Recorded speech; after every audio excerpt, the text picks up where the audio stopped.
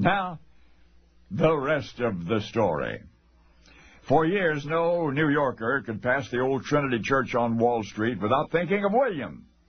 It was he who had donated the heavy equipment necessary to build it. He, William, one of the most elegant, respected men in the entire city. Scottish-born son of a Presbyterian minister. William moved to New York in 1691.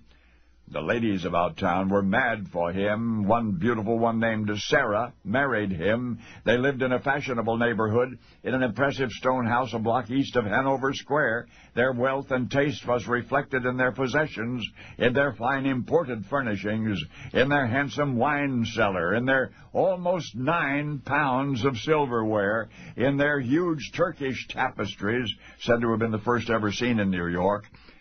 William remained a most community-minded gentleman. His personal interest in the construction of Trinity Church and his financial and material contributions to the project made that dream a reality. Eventually, inevitably, William's outstanding reputation spread overseas. The King of England had it up to here with piracy in the Indian Ocean.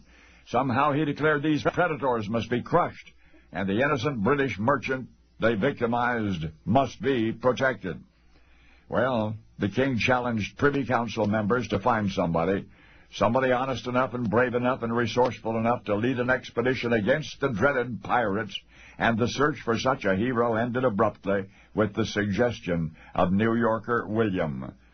The Earl of Bellamont reported this recommendation to the king in October of 1695. The recommendation was accepted. William was apprised and solemnly agreed to the enormous and dangerous responsibility. For king and country, he would trade the luxury of his urbane existence for the mantle of a pirate hunter. An appropriate vessel was outfitted for him, a 275-ton floating war machine, bristling with 36 guns. And then, buttoning himself into the distinguished uniform of a British naval officer, William kissed his wife and small daughter goodbye, and he was escorted by prominent businessmen and public officials to the East River dock, where he boarded his ship and disappeared in the distance, never to return. Oh, they heard the stories, albeit incredulously. For who might have imagined such a gentleman turned so ferociously bad? Plundering, torturing, killing, a pirate hunter turned pirate, eventually caught and hanged at Execution Dock in London, May 23, 1701. Oh, yes, the world remembers the vicious, notorious seafarer who sailed under the black flag. But now you have met sweet William, one of the founders of New York's Trinity Church, the ever-so-good guy